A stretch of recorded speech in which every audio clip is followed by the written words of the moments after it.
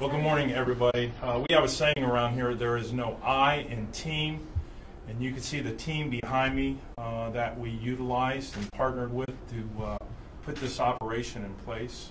Let me first by introducing the people here. Sheldon Burkett, resident agent in charge from the DEA.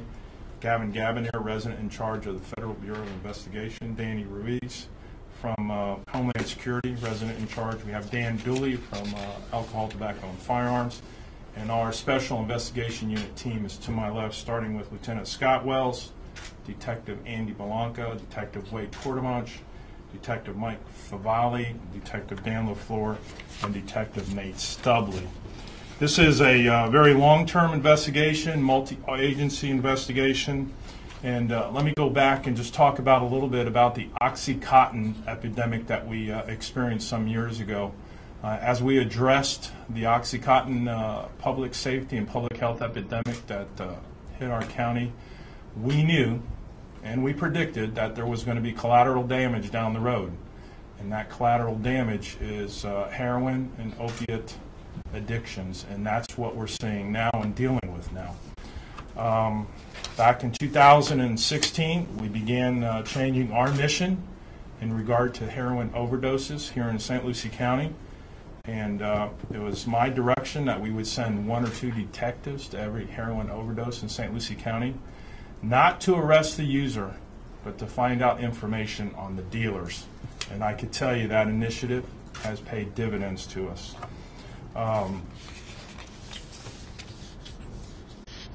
In early summer of 2017, detectives did respond to an overdose and began to gather information and evidence in what resulted in this operation, which we dubbed Operation Mistake. Because of our strong relationships with our federal partners, we invited them to join us due to the magnitude of the operation. Through our investigation, we identified Sybil Green as one of the leaders, and her picture is up here. And this is my favorite one, the next one next to her, which is her boyfriend. 48 times arrested for felonies, 18 times convicted violent felon, Johnny Lewis. Rodney Stevens, Latoya Felder, these were the primary dealers in this operation.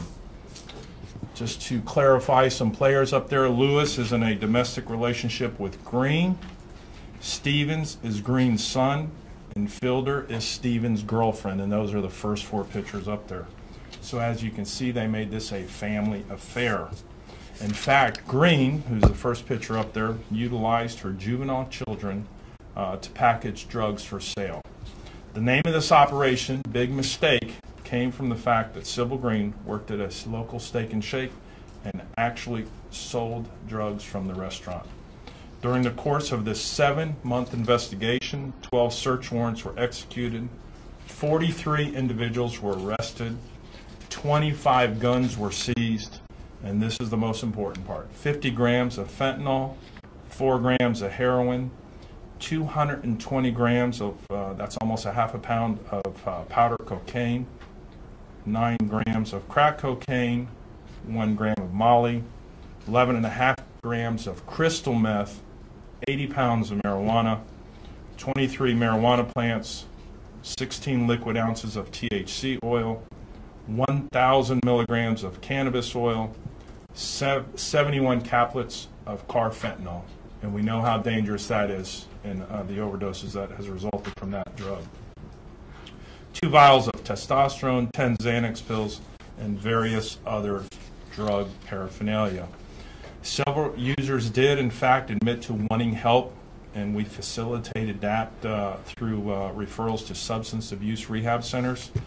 And after the individuals you see here, these dealers were arrested and behind bars, we have seen a decline in overdoses in our county.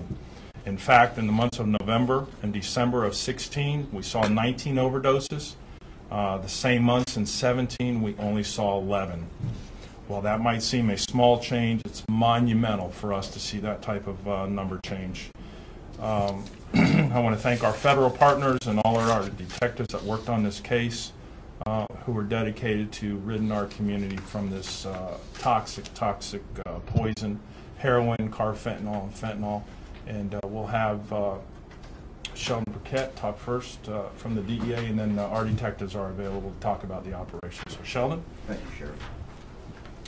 The Center for Disease Control in 2005 reported roughly 29,000 people died from drug overdoses. In 2016, that rose to over 64,000 people. Of those 64,000 people, over 20,000 of those were related to opioid overdoses. Astounding number showing that in those 11 years, the amount of people that died from just opioid overdoses was the total amount in 2005 for all the drugs combined. Okay? The National Survey on Drug Use and Health released a report of 6.4 million people that were pulled. Those 6.4 million people had misused prescription drugs in the last month. Of those 6.4 million people, 3.8 million of them had misused pain pills. Of those 3.8 million, 53.7% of those people had received them from friends and family members. Okay? The remaining 34% actually got them from doctors, and then the remaining part of that got them from illicit places. The DEA started what's called a DEA 360 strategy, which is a three-part strategy that's made up of our law enforcement, our diversion control, and community relations. This investigation is a perfect example of the law enforcement component of that. We've been tasked to work with our state, local, other federal agencies to come up and find investigations to combat the heroin, fentanyl, and in this case also carfentanil problem. The fentanyl is roughly 50 times more potent than heroin. In this case, we were coming up with carfentanil, which is roughly 80 times more potent than fentanyl. So you can see what we were dealing with in this case, and you can see why we were having so many overdoses. The second part of our strategy is our diversion control program. And our diversion control program is basically what we use to go after doctors, pharmacies, and the distributors of the pain medication. The DEA has added a lot of different tactical diversion squads all around the country. And the office that I report to is the West Palm Beach District Office. We've actually added a tactical diversion squad there just to attack this problem. The last part of the strategy is our community relations problem. But this is kind of multifaceted. The DEA has come up with websites that students can use. One of the websites is www.getsmartaboutdrugs.com. Another website is www.campusdrugsprevention.gov, and of course DEA.gov. These are places where people in the community can go to get information about drugs and the effects of them and how they can get themselves clean and get off this stuff. The last part of the community relations part is our national take-back program. And there was some of your stations had come out and done some press thing when we did this in October. But we've been doing the take-back program for roughly 7 years now. So we've done 14 take-backs. In those 7 years, we have had, our take-back program is basically a mechanism where people can come to roughly 5,500 drop-off sites around the country, and they can drop off their unwanted, unused, and outdated prescriptions. Of those 7 years in the take-back program that we've done, we're up to almost 9 million pounds of unwanted, unused drugs that have been turned off. My office alone, which covers St. Lucie, Martin, Indian River, Okeechobee, and Highlands, with the two take-backs that we had in 2017, we collected roughly 5,000 pounds of unwanted prescriptions that we disposed of free of charge for the community. One of the things why this is so important for these take-backs is when people that have been heroin users have been interviewed, and 8 out of 10 heroin users say that they started using pain medication, and that's what switched them over to heroin. Once the pain medication got hard to get, the doctors wouldn't write the scripts or they couldn't get it anymore, they switched over to starting using heroin. And then we know through the heroin users switch over to start using the fentanyl and other things. Right now in the United States, more people are dying from opiate and opioid overdoses than from gun homicides.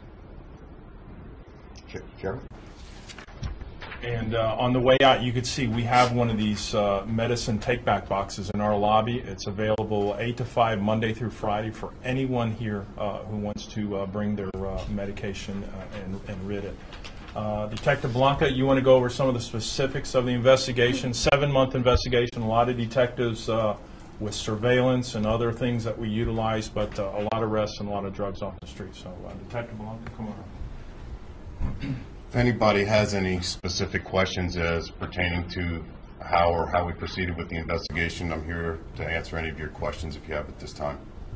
Yes, ma'am. Can you explain to us how it worked at the Steak and Shake? Was she selling in the parking lot, through drive-through? How did the operation actually work? The initial information was cultivated by Detectives Favali and Kudamunch through sources. What they started doing is taking that information and forwarding it through the rest of the drug unit. Then they started facilitating drug buys directly from the target at Steak and Shake. And that's how the investigation started to proceed from there. And that was Sybil Green was actually selling heroin or drugs from the Steak and Shake drive-thru. That's correct, Will. Can you explain how that worked? Was there some sort of code or something when people drove up? Like, how did it all happen? It wasn't necessarily happening through a drive-through. What we had learned from the sources is they could actually go into the facility. If they knew Ms. Green, then she would deal with certain individuals. Sometimes we would have to use a third-party individual to get in to make purchases, and that's how that was developed. Did she actually work there? Yes, sir. Like a manager or a clerk? Or? That's correct. Okay. And then again, it was just the top four in the top left. Those are the four sort of main players, I guess, for lack of a better term. Those four originals were our primary targets, and then as the investigation progressed and as arrests were made during the course of the investigation, detectives and agents with our federal partners, we were able to cultivate additional information. What we would do with that information is learn about additional dealers that were distributing fentanyl, carfentanil, or heroin throughout our community. So we would also start targeting those individuals as well as our primary targets in this investigation. Can you speak to how they had obtained the drugs to sell the drugs? They did have sources of supply, but I can't go into extensive detail because of still ongoing investigations. The Steak and Shake that you were talking about, where this was, I guess, Sybil Green, was, I guess, selling the drugs. Maybe mentioned earlier, but which specific Steak and Shake was that? It's the one here in Fort Pierce out on Okeechobee Road. Okay. The sheriff mentioned that they were using juveniles to pack the drugs. Can you go into more detail on that? I can't go into explicit detail because of the nature of the particular investigation, but during the investigation we have unrefutable evidence that she was using her teenage kids to actually package narcotics and or distribute narcotics for her. What's the current status of those kids? Have they been removed to DCF? Yes, we did. When we got to the point where it was time to do a takedown, DCF was notified and DCF was brought into the investigation to facilitate measures for the children. Sorry. Is there any information of like how many children involved, where they came from, anything of that nature? As far as, I'm sorry. Of how many children were involved during this investigation, or where they came from? Her particular ones just were her two. Okay, just her two. Yes, not including the one who's been arrested, who's an adult. She gave birth right after her arrest. Yes, during the course of the investigation, she was pregnant and did come to term right prior to us making our takedowns and arrests. These 43 arrests, they happened over, like, what's the rough time period, like within 2 months, a month, or? Beginning back in June of this year, Will, and continued on all the way through December. So basically June through December 2017 is when they all got arrested? No, as a matter of fact, a few arrests have even occurred over the last week or so, and that being additional charges that have come forth for certain individuals. And make no mistake about it, they also are going to have a lot more additional charges that are not even have been hit to them yet. And that's just because of the sheer magnitude of information and evidence that we have. It takes detectives an exorbitant amount of time to compile all the data in order to present it to the state attorney for additional charges. I guess the initial arrests started beginning around June 2017, and everybody at least had been locked up on the initial charges between June and December. Just trying to give a rough. Yes, sir. And we still have 2 that we're looking for, is that right? Yes, we do have active warrants for 2 individuals, Kirk Clymer and an individual by the name of Robert Gillings. They do have active warrants for drug trafficking and possession of firearms by a convicted felon. Let me ask about Kurt, though, because it says arrested underneath his name, even though it says wanted above his photo. Yes, he was arrested, and then we do have additional charges. So he has been since released since his arrest, and there are more charges, and we are actively pursuing him with the U.S. Marshal Service. So Sybil Green was kind of the ringleader, it sounds like. How many people were working for her? And were they selling from different locations as well? I'm sorry? Okay, so Sybil Green, it sounds like, according to you guys, she was the ringleader. How many people were working for her, and how many locations did they sell from? Was it beyond the Steak and Shake? They sold out of their residence, and for her, it would have been her immediate family, her significant other at the time, Mr. Lewis, some of her kids. And then the other thing that we have learned, through this investigation and numerous others. So what happens is when the sheriff mentioned that we also implemented procedures to help addicts, well, one thing we have learned from these investigations is because of the severity of the addiction of these particular narcotics, our addicts end up becoming a sort of dealer in themselves to help facilitate what they need to in order to continue acquiring drugs. So in the grand scheme of things, you could say that most of the users that Greens were selling to were also, to some extent, a dealer in and of themselves, just to support their habit. So up here, I think there's like 43 people, but of the 43, all but one has at least been arrested on the initial charges, from this case. Is that right? Yes. Okay. So the only one who hasn't, I guess, been locked up is Mr. Gillings. Mr. Gillings is the only one that has not been initially arrested. Yes. And were any evidence to suggest that these folks were selling or dealing drugs, heroin, or whatever, outside of St. Lucie County, like in Martin or any river, or were these folks all pretty much localized to this area? It was all localized to this area, and we work with our partners outside of the area, our federal partners, where we have passed on information to help and facilitate further investigations. But one of the primary objectives of our investigation for our community was to target dealers that were very active in our community. We know that 99.9% of the times when we have a significant drug dealer that we identify on here on the Treasure Coast, we know that our sources of supply are going to lead us outside of our county within one or two individuals. Of these 40 plus people, could you estimate roughly how many of them you classify as like drug dealers? I think you put the top list. Out of the 43, I would say, without having a numerical count, quite a bit. I'd say probably about 15 or 16 of the individuals that are on that chart would be legitimate dealers. 15 or 16. Didn't you say the first line Yes. were like heavy dealers, these were like middlemen, and these were the users dealers? And we did have some other ones. And they're kind of mixed in between there, but yeah, they are.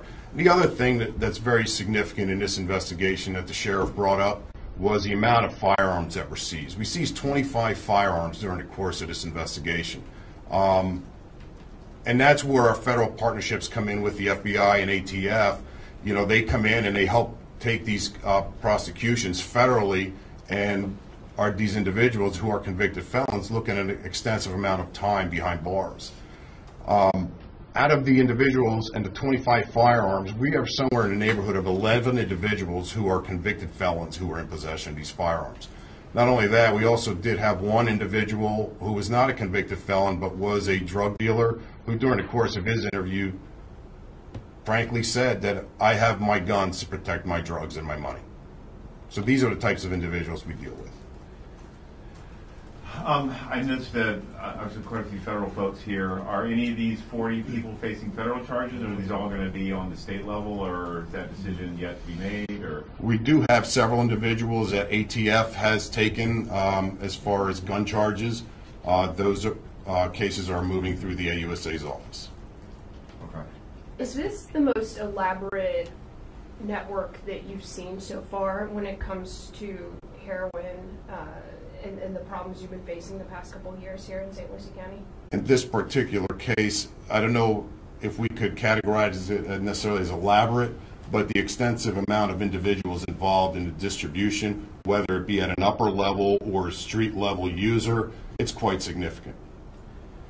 Any idea roughly how long the drug dealing out of the Steak and Shake had been going on?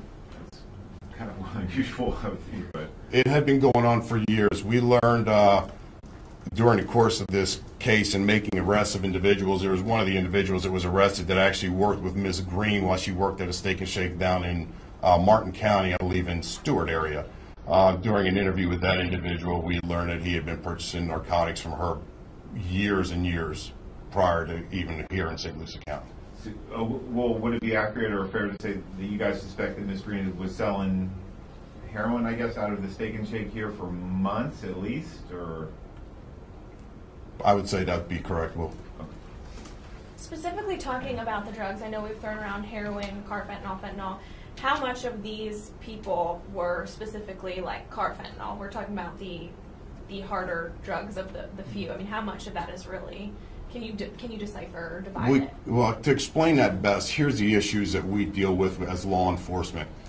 If you were a addicted user and you were going out to a buyer or to a seller and you wanted to purchase narcotics and you're a heroin addict, you're under the impression that the dealer that you're dealing with is actually legitimately selling you heroin.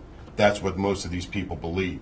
The problem is dealers tend not to be very scrupulous in their business practices. So there's cutting agents inside. It could be caffeine, it could be procaine, or it could be anything. So when they believe that they're buying heroin, there's also stuff that could be laced in there, such as fentanyl or carfentanil. The other thing that we found is that speaking to the users and people that we've interviewed that have overdosed, they suspect that they're buying heroin. Well, when we send that product to the lab, whether it's a DA lab or our lab here in St. Lucie County, the test results come back other than. Our test results have come back as either fentanyl or a combination of fentanyl and or heroin. We have combinations of fentanyl, carfentanil, and heroin on capsule. So there's no way of saying that this is exactly what it is because unfortunately the user, the addict, doesn't really know what they're purchasing. Is there any way you can give us an example of who these people are in the community, what fields they work in? I know it's a lot of people, but... We'll release the affidavits that has that information. Yeah. Besides working at Steak and Shake? Yeah. Other than that, I can tell you that there's not a significant employment force on that board.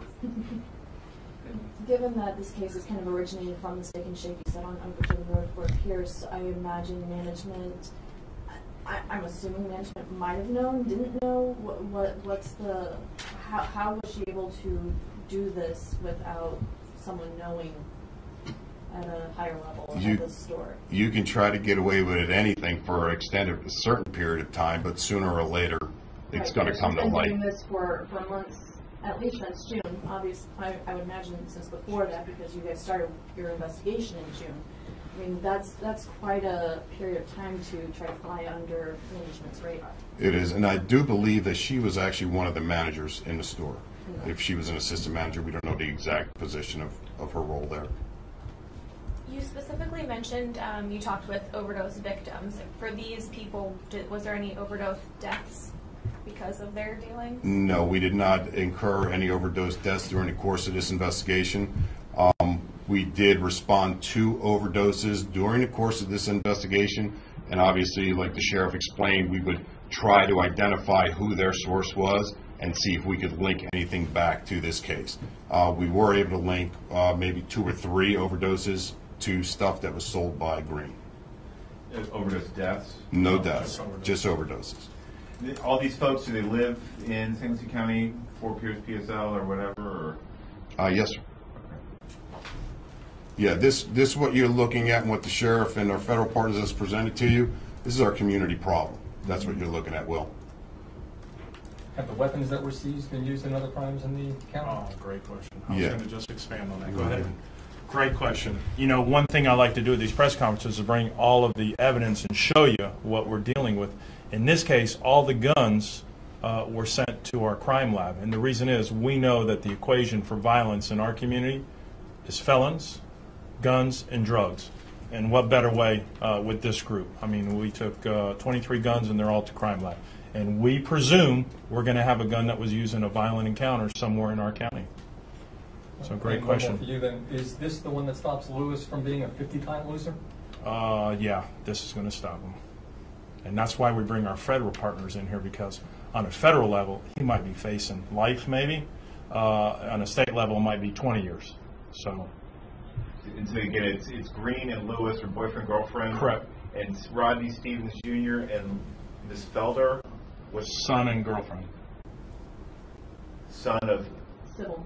Civil. Sybil and Sybil's girlfriend. No. I mean Stevens' girlfriend. Correct. Okay.